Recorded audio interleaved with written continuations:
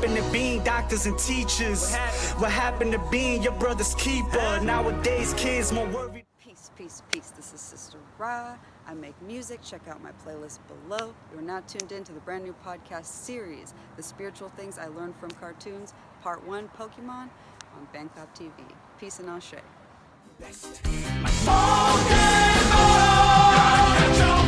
I wanna be the very best. I wanna be the very best. I wanna be the very best. I wanna be the very best. I wanna be the very best. I wanna be the very best. I wanna be the very best. I wanna be the very best.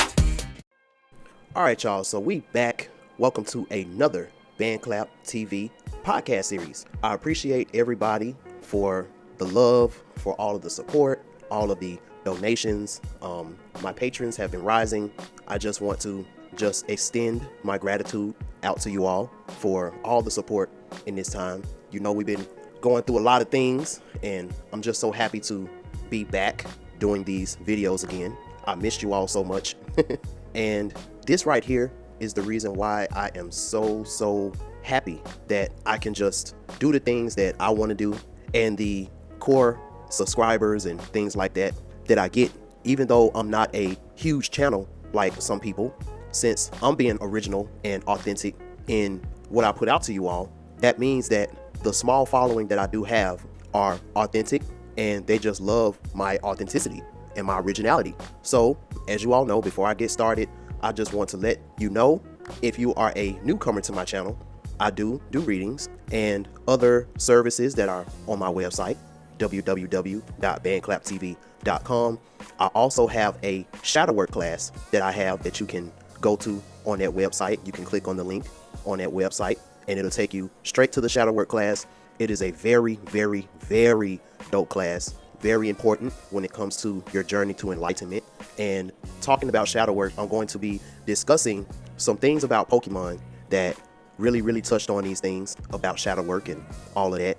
And hopefully, if you've never seen Pokemon before, or if you're not into anime or cartoons or anything like that, hopefully my breakdown of this can give you a internal and spiritual outlook on this, so that even if you may not want to watch it, which I would highly suggest that you do, but even if you don't want to watch it, at least you know that a lot of the things that we talk about, especially in the manosphere and even in the spiritual community, a lot of these things, when it comes to animes and mangas and all of these different things that the Asian community has blessed us to be able to consume this media, these are lessons and different principles and parables that has been ringing in the airwaves and in the media since before a lot of us were even born. And for the people who used to watch things like Pokemon when they were a child, hopefully my series will give you a whole nother outlook, would just give you a totally different outlook, a deeper outlook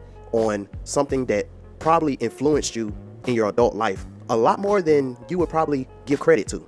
And since I've been on this spiritual journey and I've been getting to know my inner child, a lot of things that I used to do, a lot of things I used to watch, a lot of things I used to listen to, I'm going back to those things with a totally different outlook, with a totally different outlook on them. Because like I said, a lot of us, we used to do and partake in a lot of magical things unbeknownst to us, a lot of things that we used to could do just out of imagination and just on a whim, and we didn't really know what we were doing.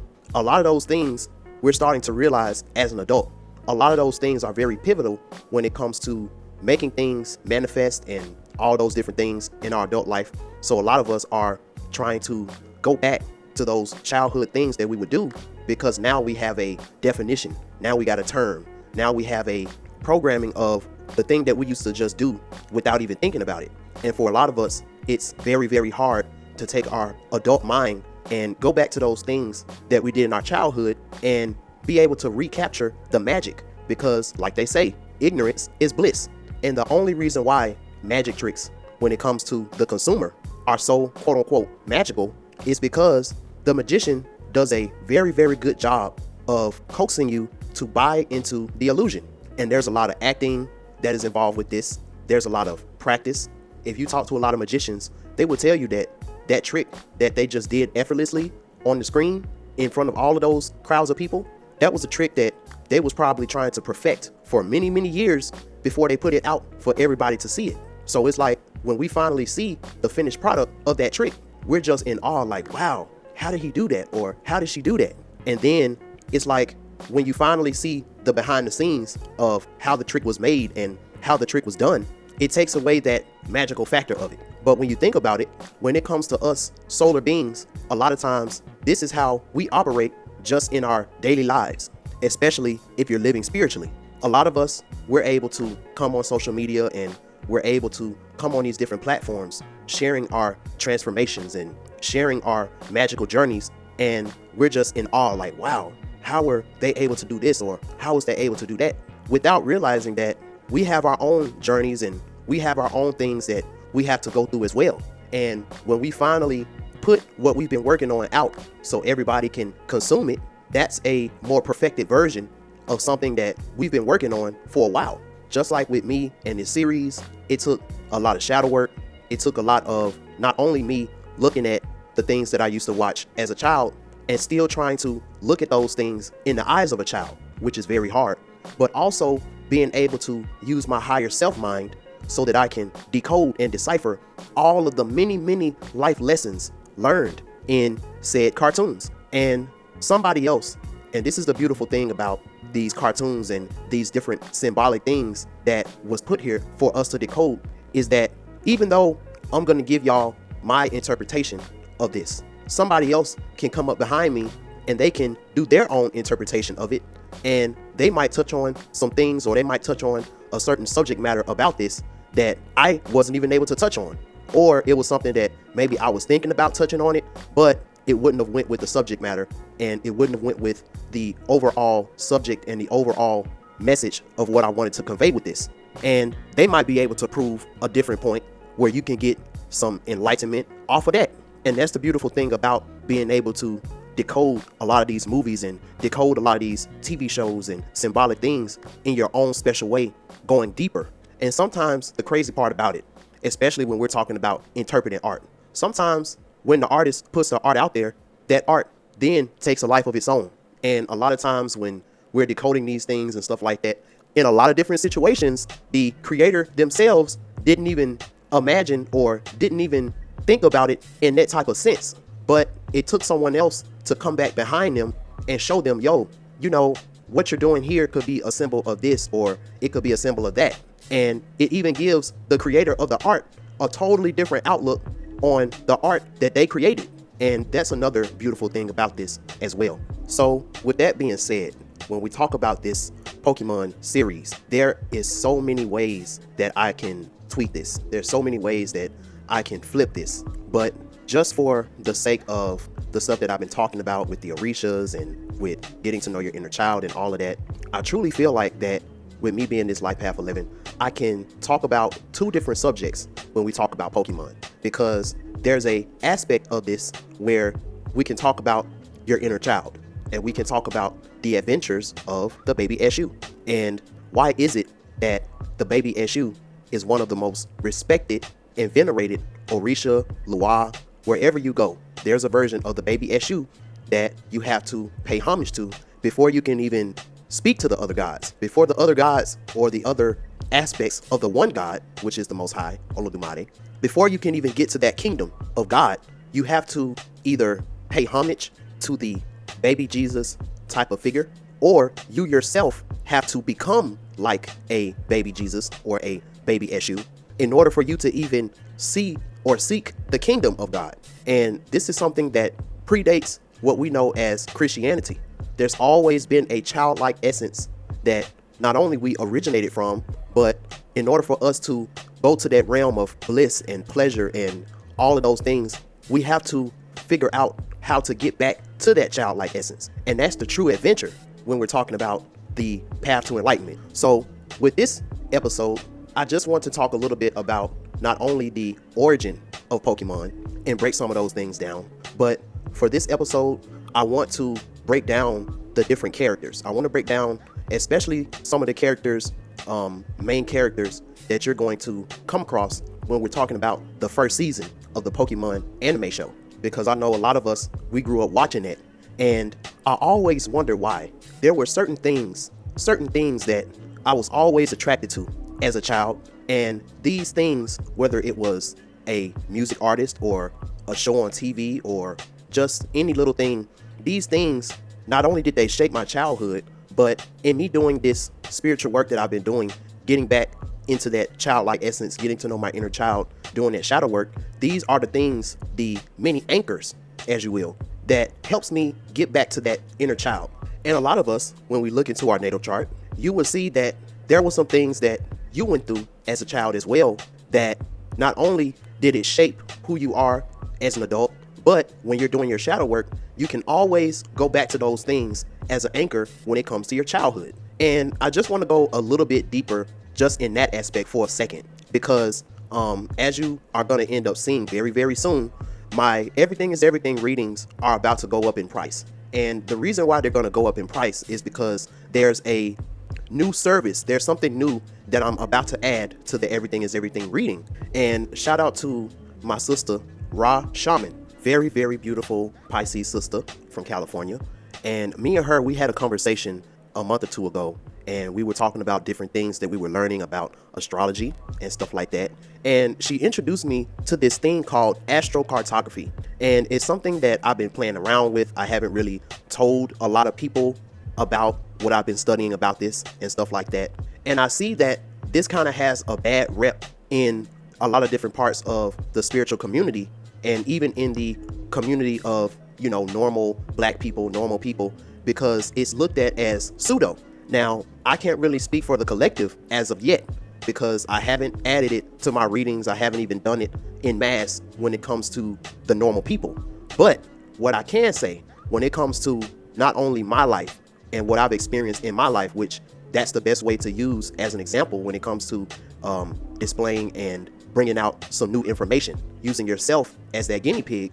But also, when you look into a lot of these celebrities, especially the ones that I've been talking about a lot in my videos and in my podcast, one thing that you could point out when it comes to the astrocartography is that with a lot of these celebrities, when it came to the place that they died at, or the place that they were born at, or even the different things that they went to when they moved to different places around the country or even around the world, and whatever difficulties or whatever positive things or even negative things that they went through in said places, one thing that you find out is when you look up the astrocartography of a lot of these things, you start to see that there's a eerie and uncanny accuracy energetically when it comes to a lot of the things that these celebrities might have been through, may have been feeling. There's a energetic and astrological explanation, and it's so accurate to the point where it's almost scary.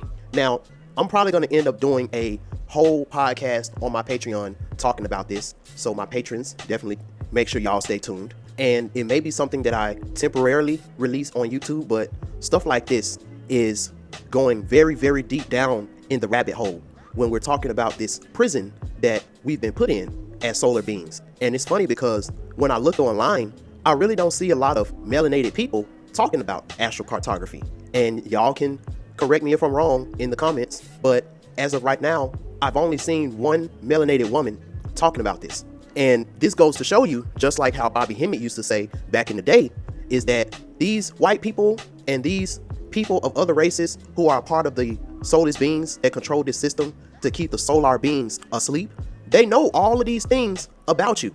And what I'm learning now is they even know energetically and astrologically the places that you need to go to in order to have the most energy so that you would be fattened up enough so when they slaughter you in a ritualistic killing, they can get the most energy out of you as they can. And when I came up with that revelation, and I feel like that was something that was channeled to me through Akasha, my mind was blown away. So that's all I'm gonna talk about when it comes to defining that. Like I said, I'm gonna do a totally different episode about that. But the reason why I brought that up is when I did the astrocartography on myself, and I'm gonna show you a picture of what it looks like. And as you can see, there's a blue line that's going right through near where I was born at, which is Memphis, Tennessee. So what that moon line represents is when we talk about the moon sign. And when I do my readings and stuff like that, I always talk about how your moon sign is the most connected to the real you. Your moon sign is the most connected to your inner child. So in this human world that we live in, I always equate the moon sign to the real you.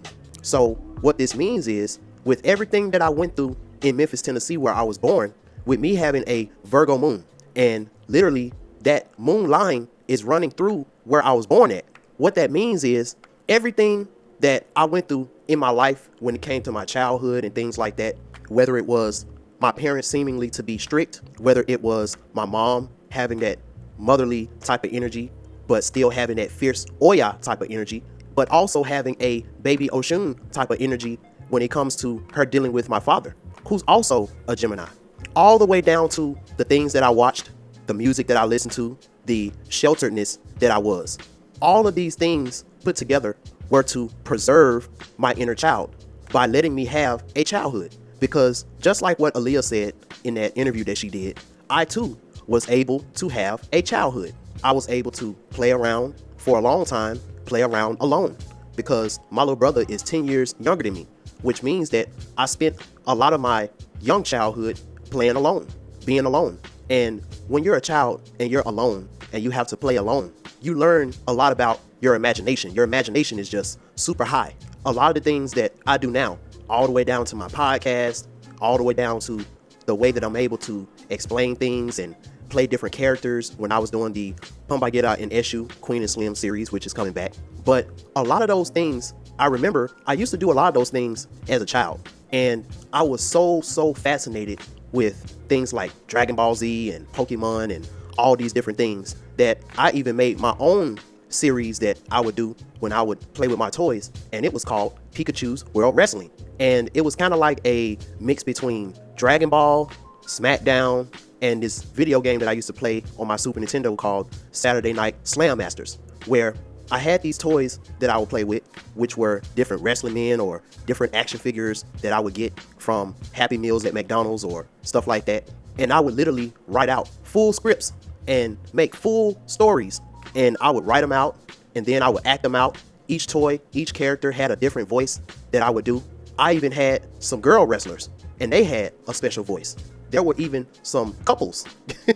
There was even some couples that was in my show about Pikachu's World Wrestling. And one thing that I truly wish that I could find a lot of those episodes that I written down back then, because a lot of that I used to do, those things directly, and I mean directly, correlate to the way I'm able to be such a storyteller and the way I'm able to craft these episodes that make you just want to know and make you just want to imagine what is it that I'm going to come up with next. So with this astrocartography, one thing that I truly learned is that with a lot of the things that I was looking at in the media or listening to on the radio, a lot of the things that influenced me a lot in my childhood, and the people that were a part of those things, the anchors that I was talking about, most of them were Virgos. Either they were a Virgo sun, Virgo moon, or they had some type of very strong Virgo in their chart, all the way down to Aaliyah, Akasha, Virgo moon, Michael Jackson, Virgo. I'm not going to say that I'm a Beyonce fan, but I would be lying if I didn't say that Beyonce and Destiny's Child wasn't something that I would hear on a daily basis when my mom would listen to the radio. So even Beyonce, she's a Virgo, even in the gospel arena. And this is something that I just found out while doing this research on the Clark sisters. One of the songs that I listen to even now, and when I listen to it, and when I listened to it back when I was really doing my shadow work heavy. And this song, not only will it take me back to my childhood, but it would often bring up a lot of those childhood traumas that I went through that I needed to clear out. And it's a song by Dorinda Clark Cole called No Not One. That's one of my favorite songs by Dorinda Clark Cole. And I just always loved her, aside from all of the other Clark sisters. Probably second place would be Karen Clark Sheard, which represents that Scorpio, Oya type of energy. And I will go deeper into that if I ever did a series about the Clark sisters. But the reason why I brought up Dorinda Clark Cole, because even Dorinda Clark Cole herself is a Virgo moon. Even when we talk about Biggie, he's a Virgo moon. And I was introduced to Biggie first. I found out about Tupac a little later, but that's usually how it was.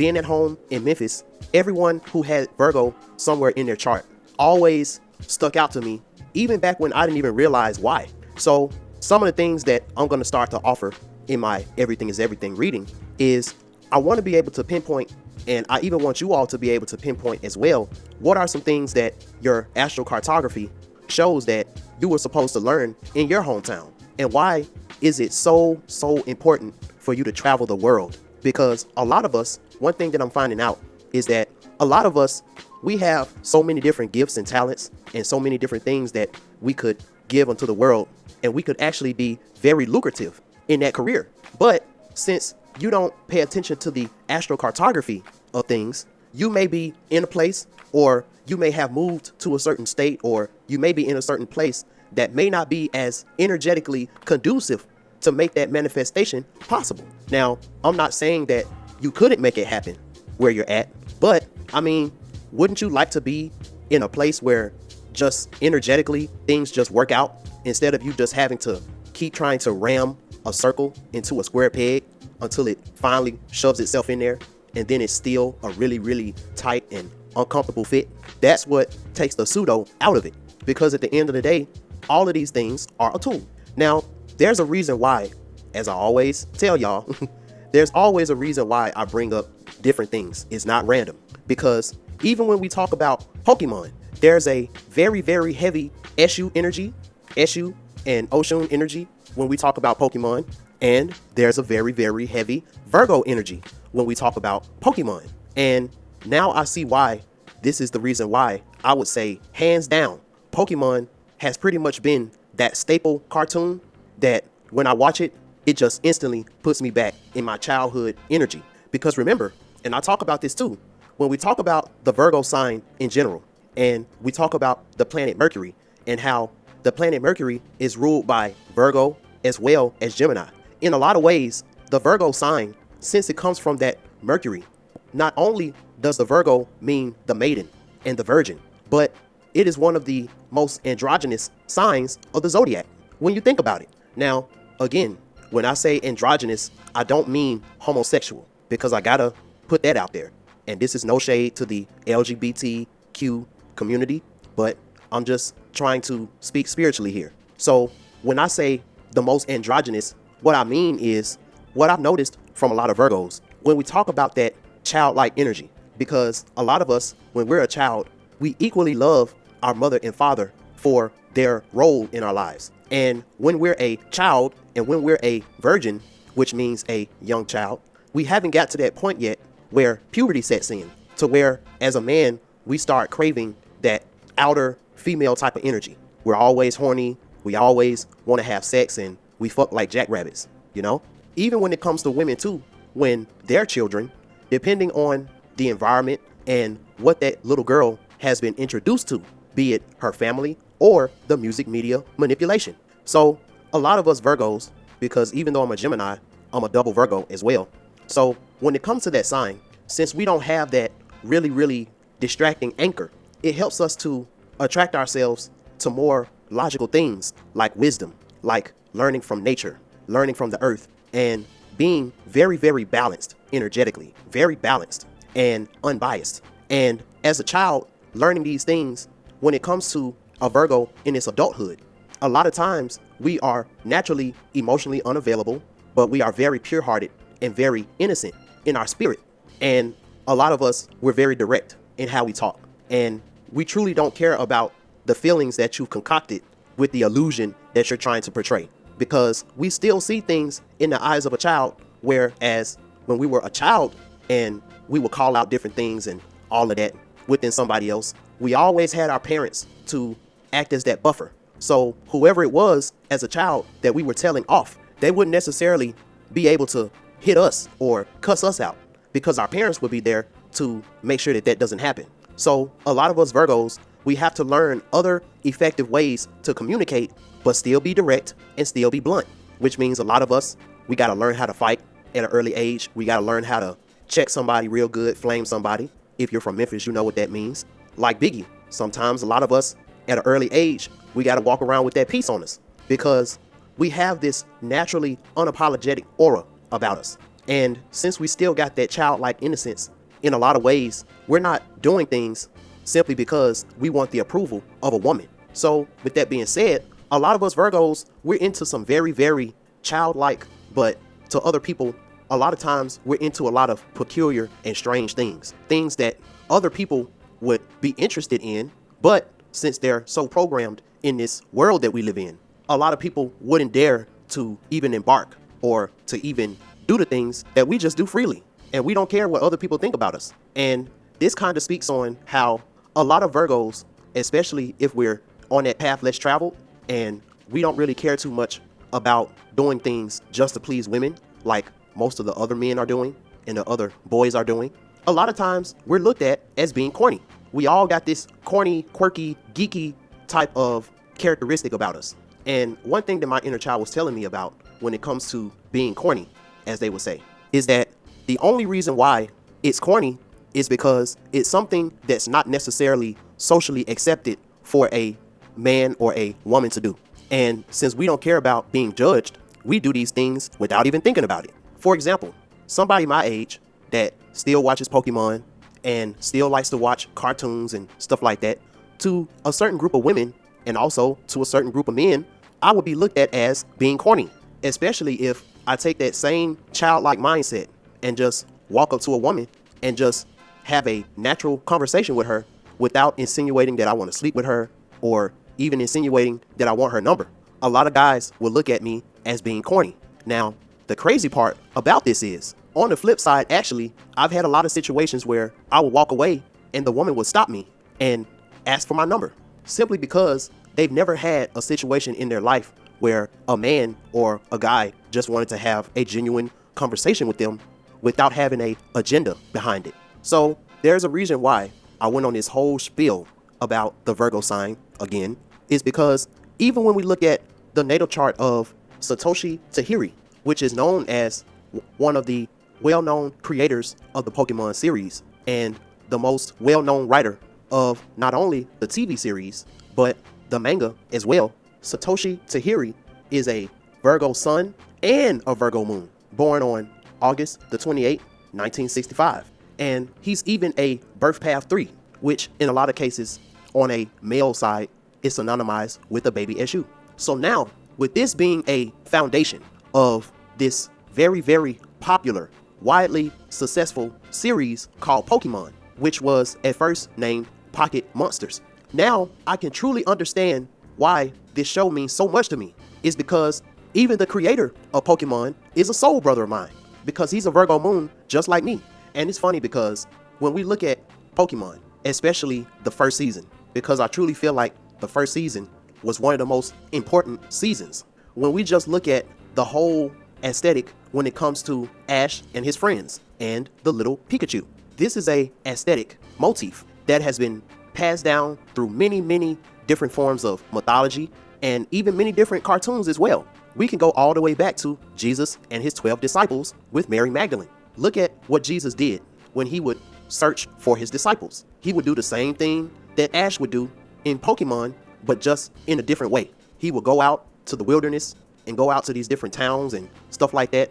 And just like how Ash would go out and find these wild Pokemon and try to catch them, when Jesus would go out and he would speak a holy word on these wayward men, depending on how powerful that holy word was that he spoke unto them. The same way that Ash does with his Pokemon, those men would drop everything that they're doing to come and follow him around. And now these men are called his disciples. Same thing with Pokemon. Let's look at the aesthetic when it comes to just Ash and Pikachu.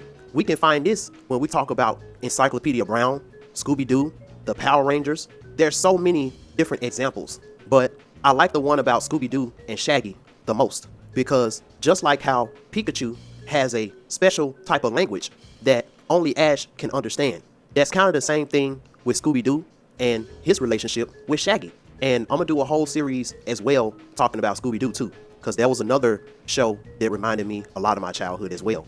And even when we talk about going back to Jesus and the 12 disciples and the principles of Pokemon, and I'm gonna keep going back and forth with this when we're talking about the pimp and the prophet. Take this walk with me now, because I'm gonna bring it all home like I always do. what I want this series to show you, one of the lessons, one of the things that I want to teach with this is how the pimp and the prophet are so very similar. It's just that one has a negative polarity about it and the other has a more positive polarity about it. And this is how I'm able to take something as quote unquote holy as Jesus, and I could replace a lot of the things that happen in the Bible with Pokemon, and it still makes perfect sense because it's the same type of mythology, but it's just in a different way. And then I can take it back to the Orishas with the baby Eshu and the warriors, and a few times when Oshun will tag along as well. It's the same mythology. It's just in a different wording, and it's just in a different type of motif where children will be able to get this knowledge as well. And it's funny because even when we talk about Ash and Pikachu and Scooby-Doo and Shaggy, remember Kobe Bryant, he had something very, very similar to this as well when he was talking about the Muse Cage. And remember what he said the Muse Cage was about? Remember when he was talking about the Muse Cage represents everything that inspires you and stuff like that. And he had this little snake next to him called the Little Mamba. That's the same thing that I do when I'm the baby BandClap. Even just saying it just makes me laugh. And aside from basketball, when a lot of people saw what Kobe was trying to do with this Muse Cage, not only was it looked at as corny, it was almost looked at as something demonic. Just like when I call my inner child the baby Eshu, and then you see me with the baby BandClap filter that I like to call it, some people will look at that as corny. And then if you're looking at the American popularized version of the definition of Eshu, he's always synonymized as something demonic, like the devil or something like that. When you take the true name of Jesus, Yeshua, which is Y-E-S-H-U-A-H, and when you unscramble it, it literally has Eshu and Yah in it. And I remember doing the same thing with the name Aaliyah as well. But see, Christians, they don't want to have that conversation. But don't worry, because when I do this podcast about the inner child and the Holy Spirit, it's going to shut all that down. So back to this Pokemon. When we look at Jesus and also when we look at Ash and what Pokemon and also the Christian type of doctrine represents. Remember in Pokemon, the slogan is gotta catch them all, right? Now, when we talk about Christianity, they believe that as a Christian, you should try to save them all, or as much as you can, as many as you can, which all of these things are further from the truth. Because even when we talk about Pokemon, remember in the first season of Pokemon, we started out with 150, and that was even a lot. And even in that first episode of Pokemon, it already alluded to a slew of other type of Pokemon that haven't even been discovered yet. So another thing that the Pokemon series was trying to teach you is that you really can't catch them all, which means that in the life that you're living as a Pokemon trainer, your goal shouldn't be to catch them all. Your goal should be to be a Pokemon master in the best way that you know how, because of the knowledge that you learned in your adventure. Now, don't worry, because I'm going to break all of this stuff down, because there's a whole lot of things that we got to talk about. Now, remember when I was telling y'all in the podcast that I did about Color Purple and the podcast that I did when I was talking about Four Colored Girls, and remember how I said in order to portray a certain type of energy on the movie screen and on the TV screen, a lot of these actors and actresses is not only about your ability as an actor. What you're not being told is, in a lot of cases, it's also about the astrology and the energy that you have inside of you, because what it means is naturally you're going to be able to nail whatever energy that they were trying to portray out, because you're already in your own life going to be a representation of that energy naturally. So remember when I was talking about how the Virgo sign, we represent that androgyny, meaning that when it comes to a lot of us, it's easy for Virgos to not only be pimps and very emotionally unavailable pimps who could easily be able to get any woman that they want because of the innocent heart and the innocent spirit that's going to naturally attract that motherly divine feminine energy in any type of woman. They always come off as a trickster simply because right when you think that you got us, we can flip on you and we can cut those emotions off real quick, and you'll be trying to chase us. And with us, you're never going to truly feel like you got us. But as men who are Virgo, we understand that that free-flowing type of thing that comes with that is something that, as a woman, that has to always be able to flow within her. because women are the emotional creatures of the earth, and we know that water is one of the most divine representations of energy in motion, and still water is dead water. So I mean, let's talk about this in a relationship standpoint. Why do you think that in relationships, as soon as the woman kind of figures out that she got the man, that he's not really trying to be with nobody else, he's cut everybody off, he's accepted the fact that this woman is who he's going to be with forever, and the hunting and the chase, all of those things are gone. He's just fully submitted to that fact.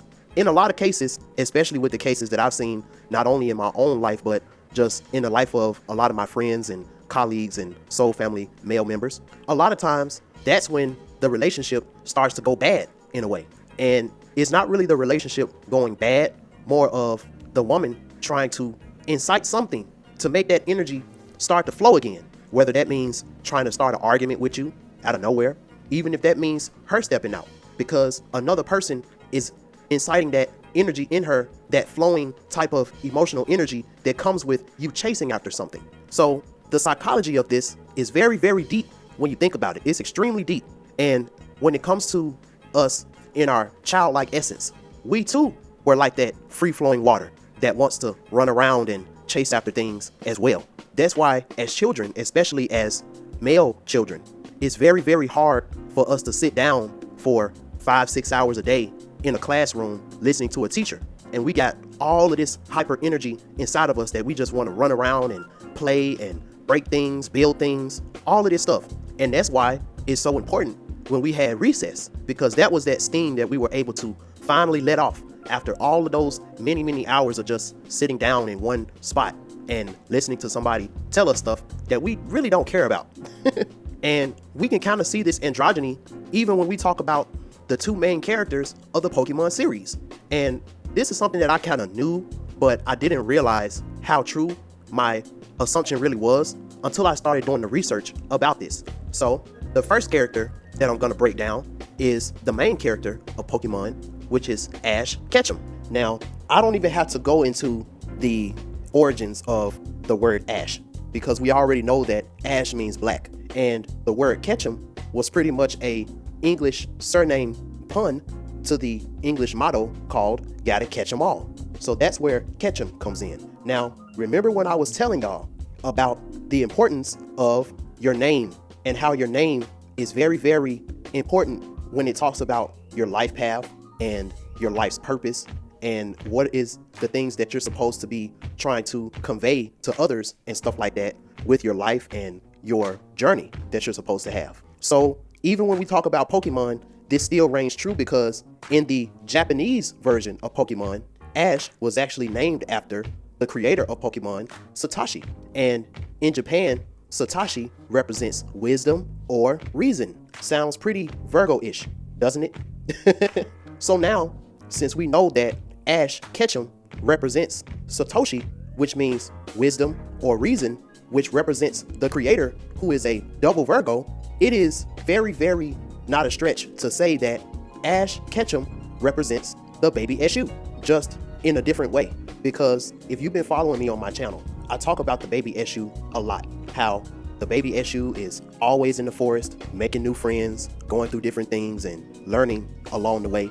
And just like how the baby Eshu has the warriors, in which each of the warriors, they all have their own specialties, they all have their own purpose, and they all have their own reason for being in the warriors. Just like with Ash and his friends. All of his friends are journeying with Ash for different reasons. They all got different purposes and they all have different things that they want to learn and all of that. But it's Ash whose main objective of going on this journey is to become a Pokemon master. So before I really start talking about and breaking down the premise of Pokemon and how it represents the pimp and the prophet as well, let's look at some androgyny examples, even when we talk about the little bit that I've explained already about the Pokemon animated series, being that the voice of Ash Ketchum has always been voiced by a woman, mainly this woman named Veronica Taylor. She is a Life Path 11, born on the 9th of April, 1978.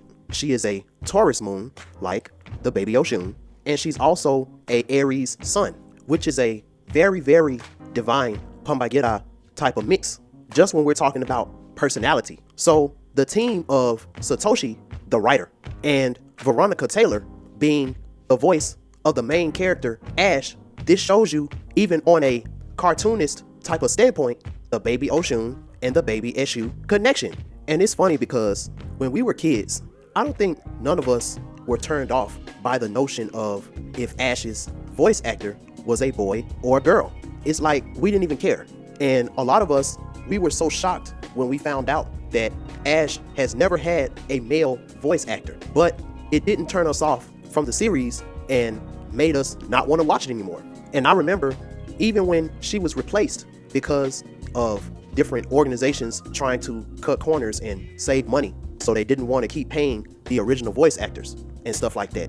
There was a really, really big petition put in place to try to bring Miss Taylor back, but it ended up falling through. So even when we look at Veronica and her natal chart and just her as a person, because when you hear her talking about her character as Ash, you hear, and not only that, you see this childlike essence in her that makes her such a lovely person, not only to be around, but I bet she was a very lovely person to work with as well. And you kind of see when you listen to her in her interviews and in her seminars when she talks about her 8 years of being Ash Ketchum, how she pretty much developed such a liking to that character that when she was given the news that she was going to be replaced, she was devastated. So that shows you how a lot of these voice actors, they really pour their heart and soul into the characters that they're working with, simply because energetically they can relate to these characters so much because it's nothing but an aspect of themselves. Pikachu, use Thunderbolt!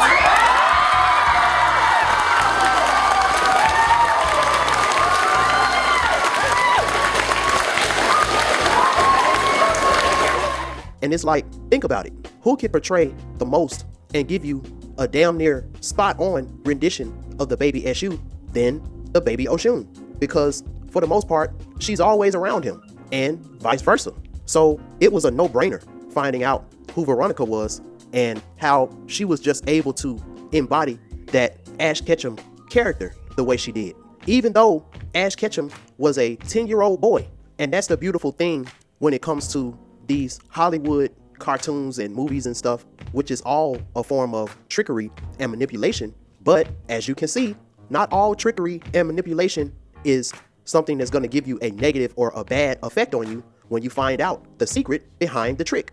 And also, since we're just talking about Mercury, you see here that even Satoshi, his Mercury is in Leo and it's in his 5th house, which is where Leo is the most exalted, which is where Oshun is the most exalted when she's in her Leo state, the Queen Yalorde. And it was destined for him to use his communication to be able to create something that was so spectacular, something that's going to stand the test of time even after his death with the Pokemon series. Because as you can see, his North Node is in his 3rd house, which is in Gemini. So that's why I'm able to decode this series like I can, because when Satoshi created Pokemon, he created this out of his own mindset of life and how he looked at life. And this is the reason why, as a child, we were always so fascinated with Pokemon. So with that being said, we've pretty much concluded that Ash Ketchum represents the baby Eshu. And when we think about it, this is the version of the baby Eshu that represents the prophet. And with this, Ash will naturally take the path that is less traveled. And just like a lot of us baby Eshus, Ash, from the second that he went to Professor Oak, because remember, he was late getting there, Ash has always been underestimated. So it's like every time Ash gets a victory in his journey, it is so motivating. Every time Ash gets a victory in his journey, it is very, very motivating because he always does it in a very unconventional type of way. And it's usually in a way that logically it's not even supposed to work. And that's the realm that Eshu really, really loves to deal with, because when he does these miraculous things, it wows people so much because we're always kind of fixated on things happening a certain way or things going a certain way. So when something or someone comes from way left field and shows you that this thing can be done in a different way, it is always something that is going to stick with you. And that's what Ash's character teaches you. Remember, Ash was born in Pallet Town. We know that that's where Ash's adventure starts, and that's where his home is, and all of these things. And we know that he lives with his mother, Delilah Ketchum. And his father has already went on the journey that Ash is about to go on as well, to be a Pokemon master. And when we talk about the issues of the world from a lower level earthly standpoint, you see this type of situation all the time. You got the black single mother raising a black son, and that son is raised up in an environment where the feminine energy, even though it's at a lot of times low vibrational, that female energy is very, very dominant in that area. And just like Ash, in a lot of times at an early age, that black boy would end up getting with some other black boys that he feel like are more knowledgeable than him, that can teach him something. And he wants to leave the house of the single mother and go out in the streets, aka in the jungle, and learn the ways of how to generate currency through learning how to manipulate a woman's nature, so that all he has to do is to command what he needs out of those said women, and they go out and do the quote-unquote battling, aka turning tricks, and then they come back, aka return to that said pimp with the currency that they ended up collecting after the deed was done. And since that pimp is in a very, very dangerous jungle-like situation, a lot of the lessons that a lot of the normal people would have to learn multiple times in order for them to get it, that pimp that's out there in the jungle, he has to learn these things very, very quickly, because in his line of work, you don't really have a lot of chances to make mistakes, because one false move and your whole operation can be compromised, and now you're sent upstate to prison and your whole life is over. So the friends that this pimp ends up meeting with while he's in the jungle, they become very, very close. But that pimp understands that for the most part, this is still a self journey. This is still something that he can't necessarily depend on any person to do this the way it needs to be done. The only person that he can depend on to do that is himself. So since he doesn't have those type of codependency issues, he can accept these friends that he meets along his journey in the jungle for who they are. But he doesn't grow such an attachment to those said friends when it's time for those friends to go their separate ways, because the pimp is always evolving with the times. He's always evolving, and he's always got his ears to the streets, because if anybody has to make sure that they're up to date when it comes to the new laws in place, when it comes to the nuances of things that's going on in the world that may affect the morality, or it may affect different things when it comes to the women that he has. If anybody needs to make sure that they stay on top of that, it's the pimp, because you always have to be that leader. And in order to be a leader, you have to always be at least 10 steps ahead of your followers, because if your followers feel like they can catch up with you at any point, then one of them is going to end up coming up with that bright idea of, why am I following this person? And that's a very parasitic type of thought that could end up leading to a lot of damage going on. Now, this is the thing that the pimp understands, that the player or the pretty boy or the modern day guy that claims that he got all the women he can have sex with, 100 women, all of this type of stuff. This is something that the pimp understands, because he's not just in it for the sexual pleasure. He can care less about that, because the only thing that's on the pimp's mind is not only how can we maximize the currency that's being exchanged, but the pimp, especially a really, really good pimp, he takes a lot of his time just examining the psyche of not only the women that he has doing his work for him, but just the psyche of a woman's nature in general, which, just like Pokemon, is ever changing, it's ever evolving, and you'll never truly be able to say that you know a woman's nature inside and out 100%. Just like it's impossible for you to catch every single Pokemon. And with this being said, it is very, very damn near impossible. I would say it's impossible for you to be able to fully study a rotation of 20, 30, 40 women. It's damn near impossible, because someone who really, really wants to take the time to study the ins and outs of the woman that they're with, that takes a lot of time. That's just with one woman. So imagine if you're a pimp and say you got a stable of 5 women. In order for you to be a 100% effective pimp where you damn near don't even have to use brute force in order to get things through to your women.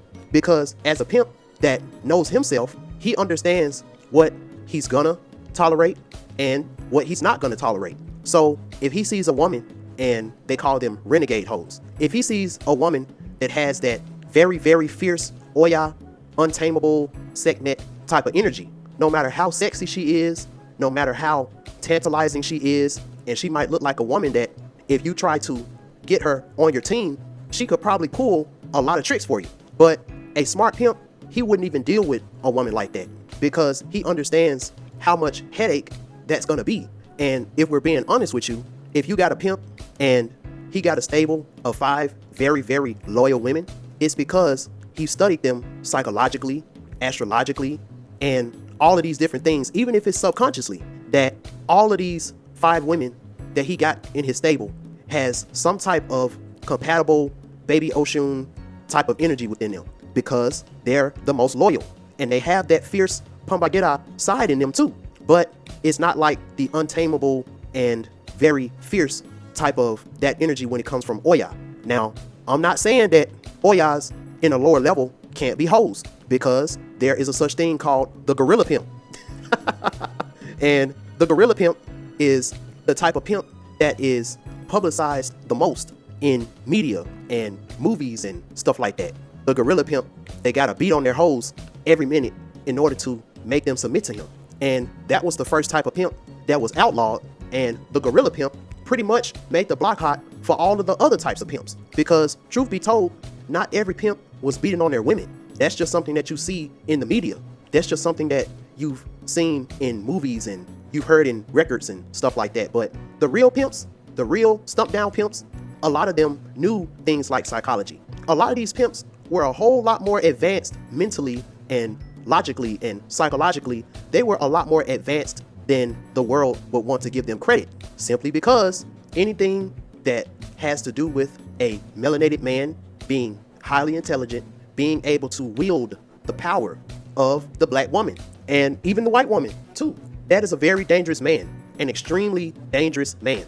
Even if we're talking about the lowest level of communication, which was sex, and the lowest level of currency, which is paper money. And in a lot of cases, especially when the pimp gets a lot older, he too can turn his life around and be the prophet. Or when it comes to a lot of these pimps, in a lot of cases, the prophet is the only person that that pimp feels like it can confide in, and the prophet doesn't judge the pimp because the prophet understands that the pimp and the prophet are the same person. It's just they took a different path at the crossroads. Now, how does this, talking about the pimp, how does this relate to Ash and his journey of being a Pokemon master? Now, remember, Ash represents the baby Eshu. He is voiced by a version of Oshun, Veronica Taylor, which shows you that Ash himself is an androgynous child, not a gay child, not a homosexual LGBT child, a androgynous child, which means that even though Ash on a worldly level, since he's innocent hearted and he's pure hearted, Ash is looked at as very weak. He's looked at as very corny, very stubborn, all the things that the baby Eshu and the baby Oshun have in common when they're babies. Ash started out on his journey with all the chips against him, the same way that the pimps and the prophets a lot of times have to go through life. Because as a prophet in this world of sin, it's always a battle trying to keep your faith and to not be tempted by the evils of this world. Now, this Pokemon series, as you're going to see, it's multi-layered. There's a lot of different ways I can tweak this story. And each way that I tweak the story is still going to make sense in however I do it. So, Ash, or Satoshi, means the black child with wisdom and reason. Ash and his mother is voiced by the same person. Ash and his mother is voiced by the same person. Keep that in your back pocket. Ash comes from Pallet Town. Why is this important? Simply because the Japanese version of Pallet Town is actually translated to Masara Town. So looking a little bit deeper in the Japanese translations of this Masara word, it can mean to excel, it can mean intelligent or victorious, but in Africa, Masara actually means a magical woman or a sorceress, Makes a lot of sense, don't it? Doesn't all of these things represent the Queen of Virgo? I'm just saying. And also, doesn't all of these things represent Ayazan and all of the goddesses that I was talking about in my Ayazan video that represented the earth and nature and all of these different things? Remember, I said that Ayazan can be known as Eshu's wife or mother. Hence, Ash and Ash's mom is voiced by the same person. Now, even though there's a lot of rumors and a lot of speculation when it comes to Ash's dad, because we don't really see or hear of anything about Ash's dad, and Ash's mom talked about him very briefly in one sentence in the first episode of Pokemon called Pokemon I Choose You. And I'm gonna break that phrase down as well. But just like in the pimp's life, when the pimp is a little boy, a lot of times there's a older Obatala type of man that gives that boy some game about how to be a pimp. And just like how Ash looked up to Professor Oak, which we're gonna break that down, that's the same way that that little boy, since a lot of these men don't grow up with fathers in their lives, that little boy looks up to that old pimp, that old player, and soaks up all the game that he's willing to give him. Because when we talk about Gary, which was Professor Oak's grandson, Gary, in a lot of ways, he represents how the mass media and pretty much this social climate, Gary is how the pimp, the player, the Chad, Brad, Tyrone, Pookie, Ray Ray, Gary, in a lot of ways, he represents all of them in one.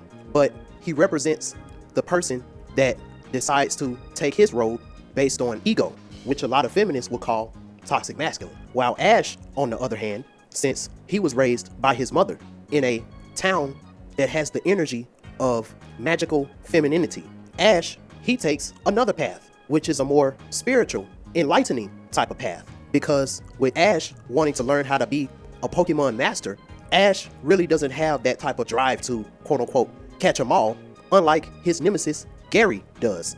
Now, this is another thing that y'all probably didn't think about, because we know that Pallet Town is a small town that is located in the southwestern Kanto region. And this is important simply because when you look up the Japanese definition of Kanto, Kanto means east of the border. It means east of the border, okay? So it's very, very safe to assume, because we know that in a lot of different definitions, if you're facing north, which when you see on this map, Pallet Town is in the middle and it's facing north. You gotta go north in order to start your journey. As you can see on this map, Ash is already starting out on the right side. This is why Ash is so childlike and he still acts like a child. But his journey is gonna be the left-hand path, and all my Gnostics out there, you know what I mean when I say the left-hand path. So Ash's journey, even though he started on the right hand, his real journey starts when he goes to the left-hand path. Because in order for you to turn around and go up to the Indigo Plateau, where the Pokemon League is, as you can see, you gotta go all the way to the other side first. You gotta go all the way to the left side to even start the journey. So a lot of times when we talk about the prophet, since in a lot of cases, the prophet had a much more holistic upbringing than what the pimp may have had. The prophet, in his younger years, he went through some things as well. But since it wasn't as extreme as what the pimp had to go through in his younger years, it's easy for us to look down on the prophet's adventure and vice versa. But what you learn is the reason why, in the end, the pimp and the prophet helps each other is simply because they find out that they literally went through a lot of the same things that got them to the enlightened version of themselves that they ended up being in their later years of their life. So when we see Ash at the beginning of his journey, because it talks about how it was when Ash was 6 years old. Remember that number 6? When Ash was 6 years old, that's when he really got fascinated with the journey of being a Pokemon master and all of these different things. But it wasn't until he became 10 years old that he was actually qualified to start his journey. And just like how Yimbo allowed and graciously let the baby Eshu come down and have his adventure on Earth and all the different things that he was able to do, that's the same way that Ash's mom, Delilah, set Ash free so he can go on his Pokemon journey. But in a lower vibrational type of way. Like I said, a lot of these pimps that you see back in the olden days and stuff like that, a lot of them, they jumped off the porch at a very, very early age. They be 9, 10, 11, 12 years old getting their first piece of poom poom a lot of times. Just like how in the Pokemon series, when you turn 10 years old, Professor Oak gives you your first Pokemon at that age. Now, with this example being said, Gary, since Professor Oak was his grandpa, Gary, he was able to get the pick of the litter when it came to the Pokemon that he decided to use for his first. And since he had the prestige and all of these different things, Gary, he was already looked at as a success, and he haven't even earned his first badge yet. And when you think about it, when you think about a lot of these pretty boys who end up being players and womanizers, as a child, these pretty boys are gassed up so much as a child. They're sexualized as a child. Talking about, ooh, that boy right there, he gonna be a heartbreaker when he grow up. All these different things that women would jokingly tell this little boy. And then they get mad when on down the line, they end up breaking hearts for real. You know, it all starts in your childhood. Now, just like the prophet, because when it comes to prophets, the divine feminine, which is the dream world, dreams and visions and prophecies, these are things that the prophet used as a tool of divination. And remember in the first episode of Pokemon, I Choose You, the reason why Ash was so late to get to Professor Oak was because he's been dreaming and he's been prophesying for so long for this moment to happen that he couldn't even sleep. And when he did go to sleep, he made a mistake and broke his clock because he thought it was a Pokeball. So with that being said, you know, Ash, he had his hopes on getting a Squirtle. That was the Pokemon that he wanted for his first Pokemon. But since he was late getting to Professor Oak, the professor pretty much ran out of the starter Pokemon that he was supposed to pick, which was either Squirtle, Charmander, or Bulbasaur. Now, remember Gary. Remember how Gary, he started out with a whole bunch of women, and I don't know how old Gary was. He hadn't have been 10 years old. Doing all of that at that early of an age, I mean, he had cheerleaders, he had women, he had all of this stuff around him jumping off the porch. And then you got Ash, he running up there, ain't hardly got no presentable clothes on. He got his mom and some members of his family cheering him on, and it just looks so corny, you know?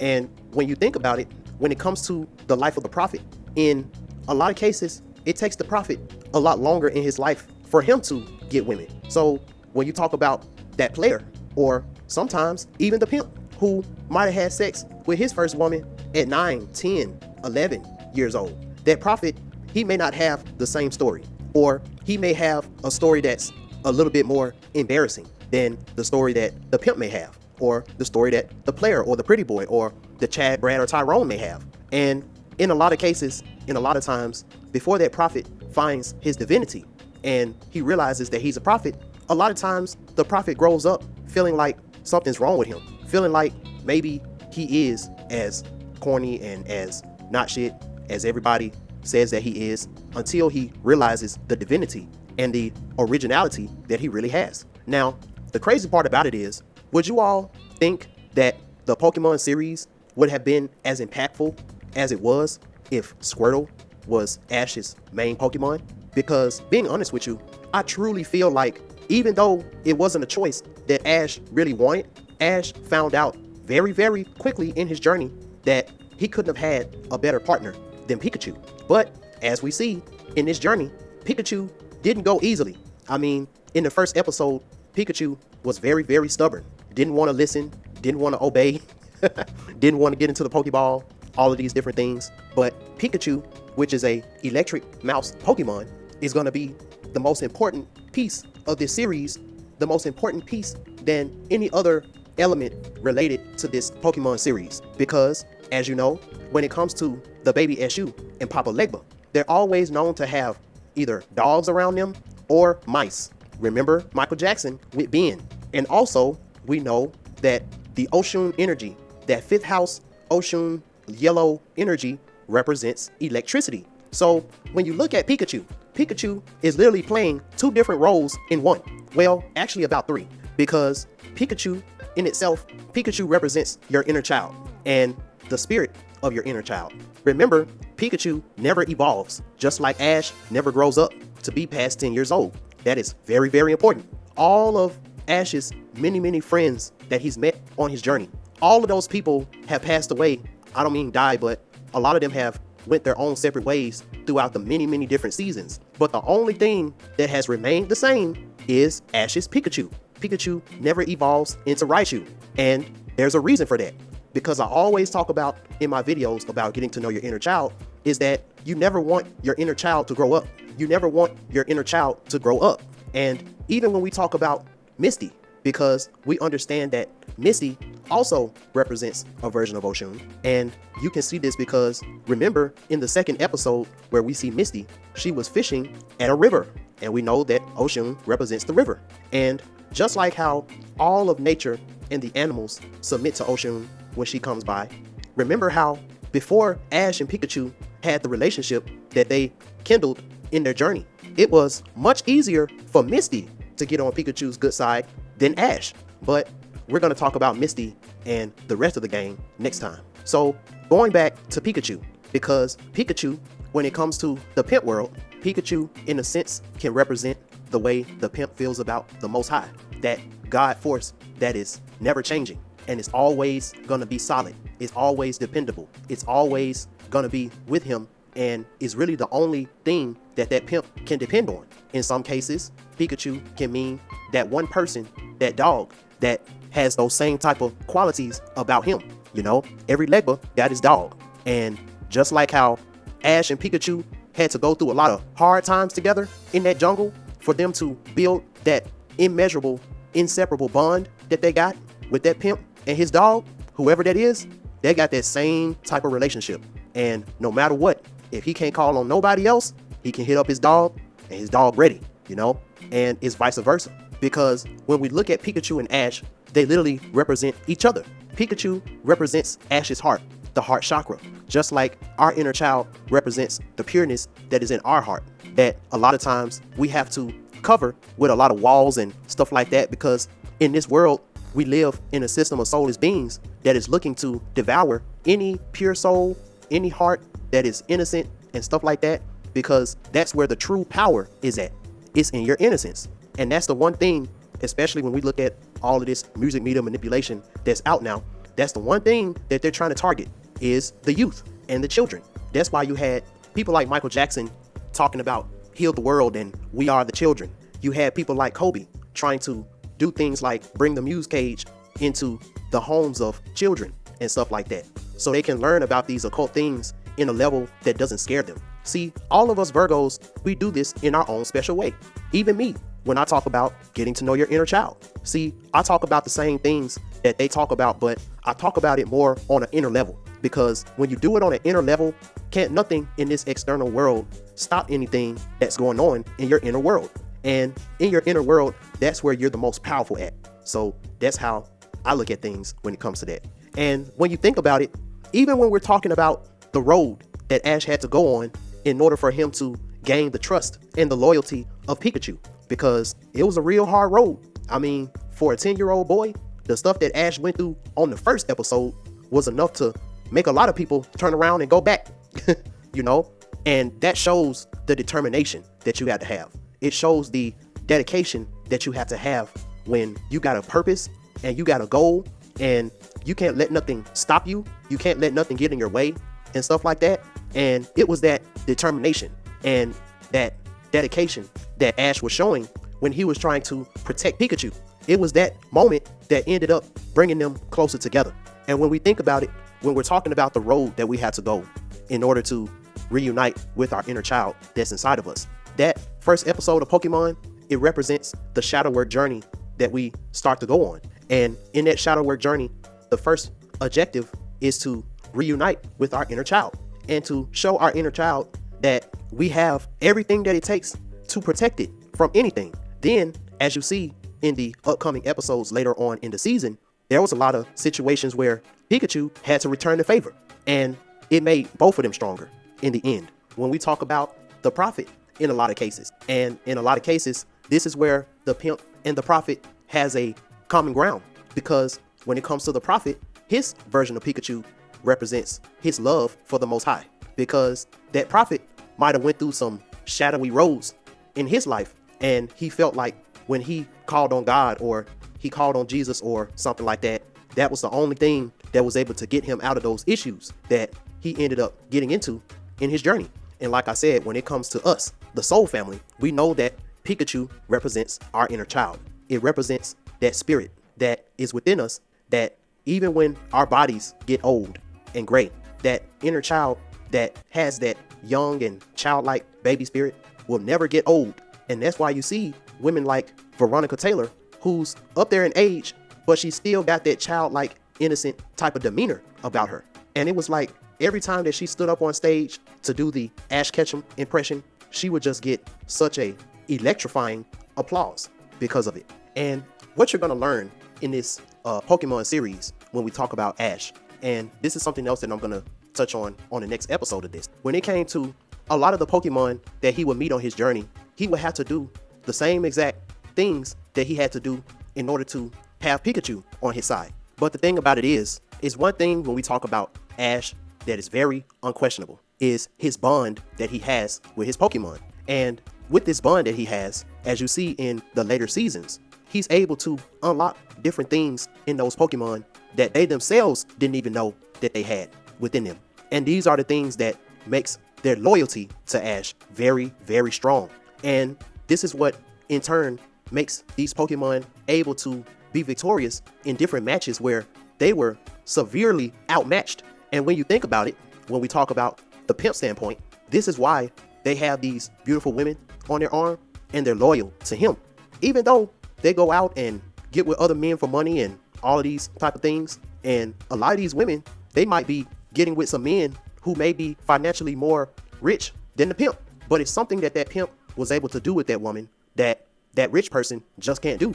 The reason why a lot of these women are so loyal to their pimp is also because that pimp was able to bring out something in that woman that no other man could bring out. And it transformed her into something that only that pimp has complete access to. So since that's a version of her that the pimp has complete access to, it could even be a situation to where that woman could get married to somebody or something like that.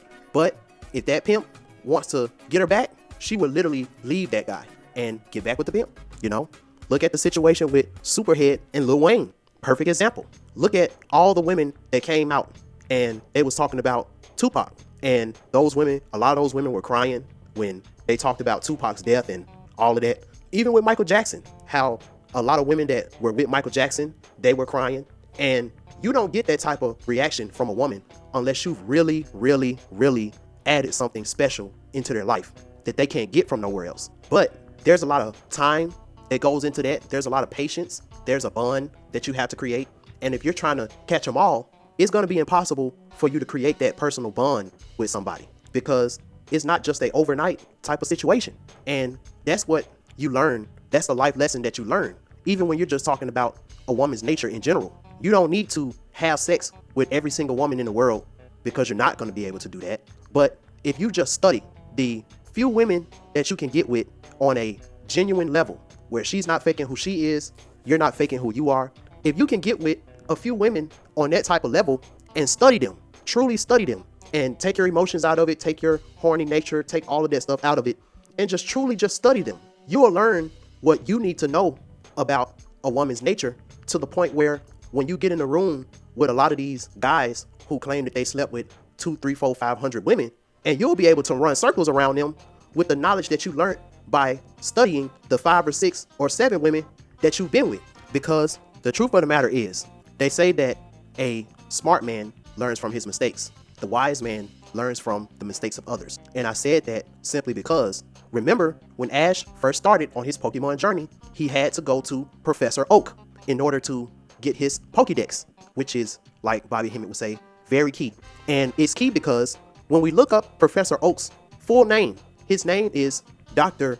Samuel Oak. Samuel, I think, isn't Samuel a prophet in the Bible or something like that? The most popularized Samuel in the Bible, the more famous one, is known as the last of the judges and the one who anoints Saul, the first king of Israel. And the etymology of Samuel means the name of God. And then his last name is Oak. So literally, Professor Oak's name is the tree of God. Isn't that familiar? Y'all remember the Orisha Iroko and the celebratory that reaches all the way up to the heavens, where when Olodumare, or if God wants to look down and see what's going on earth, he would look down from on top of that celebratory. How it was Professor Oak who not only gave him that Pikachu, which at the beginning of the episode, at the beginning of the series, he thought that that was a mistake, and that mistake ended up being his best friend. And then Professor Oak was responsible for giving Ash his Pokédex, and that Pokédex is pretty much a digital dictionary of all the Pokemon that is in that region, and it pretty much lets you know what each of these Pokemon are about, and you still have the choice whether to catch it or to let it go or whatever. But as you can see, that Pokédex doesn't know everything, which means that you still gotta go on the adventure, because every time you discover a new species of Pokemon, now you're giving data to the Pokédex. So now other people that's gonna be coming behind you that's about to start on their Pokemon journey, they're not gonna have to go through the same hardships that you went through, because you didn't know what the Pokemon was that you were about to battle or you were about to run into. They won't have those same issues, because since you already went through it and now the data is in the Pokédex, now the people that's coming from behind you, they don't have to worry about the issues that you had to go through. Now, let's go a little bit deeper, shall we? Remember when I was talking about how Pallet Town or Mashara Town means east of the border, and the way the map is placed, Ash starts off on the right hand path. He starts off with the right hand, and then he goes on his journey in the left hand path. And in a lot of ways, this represents balance, how you have to go into the darkness in order to get light, because it was in his left hand path journey that his relationship with his inner child, aka Pikachu, grew like it did. And this was where he met his other Pokemon at. I mean, he wouldn't have been able to meet all of them in Pallet Town. He had to go to the jungle. He had to go to the forest. And that's where he met not only the Pokemon that he's going to end up going to the league with and all of those things, but this is also where he met his friends, Misty and Brock, and also Team Rocket. Now, the Pokédex is short for Dexter, and we know that the etymology of the word Dexter means pertaining to or situated on the right hand. And we always knew Ash would always have his Pokédex in his right hand, pulling it from his right pocket in a lot of times. And even when we talk about the right hand path and in a occult type of situation, that Pokédex would represent white magic. And Aleister Crowley defines white magic as magic that is conducted for the purpose of obtaining knowledge and having a conversation with your holy guardian angel. And remember, Ash had to use that Pokédex so he can learn about Pikachu, which in a lot of ways was Ash's guardian angel as well. And when it comes to the pimp side of the game, that old head that gave him the game about women and stuff like that, about the streets, that was that pimp's version of Professor Oak. And the game itself represents the Pokédex.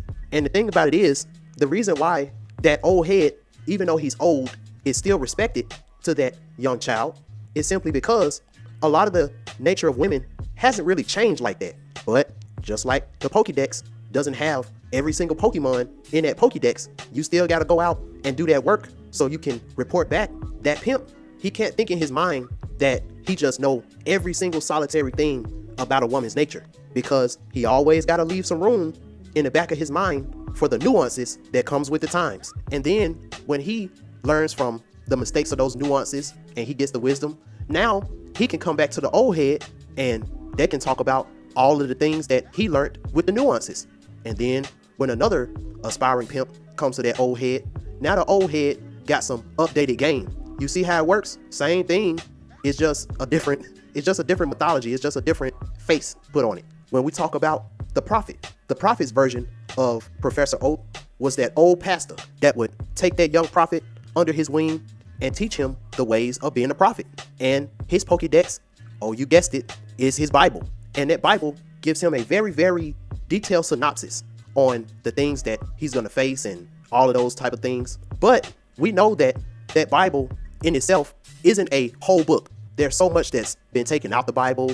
There's so much things have been switched around in the Bible and all of that stuff. So you can't depend on that Bible to be the end all be all. It's just one fragment in the larger scheme of things. So a true prophet understands that Christianity is only one fragment of the true spirituality of the cosmos. So he knows that once he gets his feel with Christianity, he's going to have to journey to another spiritual system. And then once he gets his feel from that, he's going to have to journey to another spiritual system. And this is how this prophet becomes very, very wise. And he's even able to double back if that old preacher is still alive, and if that old preacher isn't stuck in his ways and he's willing to listen. This is when the prophet becomes the teacher to the preacher. Now, let's talk about this last but not least when we're talking about the soul family. Who is our Professor Oak, you may ask? Well, in a lot of ways, our Professor Oak is Akasha. Our Professor Oak is nature. Our Professor Oak is our higher self that we're always trying to become in this human life that we're living. And our Pokedex represents our intuition that gets stronger and stronger and stronger the more we're on our spiritual journey. And just like how Ash still has to go on his adventure to catch those undiscoverable Pokemon to add data to the Pokedex, just like how that pimp, he still got to go out and deal with the nuances with the new women of the times so he can come back and show what he learned to the old pimp that gave him the game so many, many years ago. The same way that that prophet has to go to the other forms of spirituality so he can get that full and holistic type of meaning of enlightenment. As a soul family, we can't be in hermit mode 24/7. We still have to be out here in the world collecting data, being the scientist, learning, growing, and evolving, so that the aspiring occultist that's taking that path less traveled as well, we can be that beacon of light to them as well. Because as you can see, not too much about going through this shadow work journey with your inner child on your shoulder is different from what Ash goes through in the forest trying to be a Pokemon master with the Pikachu on his shoulder. And we're going to keep going down this path, seeing what other similarities we can find as our journey continues right here on BandClap TV. So I really hope that you all enjoyed the introduction of this really, really dope series that is very, very personal to me. I know this is something that a lot of you all may or may not be familiar with, but you know I always like to talk about things that no one else is really talking about in the spiritual community. As you know, if you all want a reading from me, or if you want to join my shadow work class where I talk about these things in a lot more deeper personal type of light, go to www.bandclaptv.com so you can check out all of my services and stuff like that. I really appreciate everyone who stayed to the end and watched this presentation. It took a lot of research for me to do this, and I'm still learning a lot. I mean, I learned so much doing this, and this is a very, very interesting and empowering journey for me as well. So I hope y'all enjoyed this, and until next time, BandClap TV, we out. And remember, no matter what, you gotta stay shining. Gotta stay shining, because I keep trying to tell y'all, man, with all this bullshit.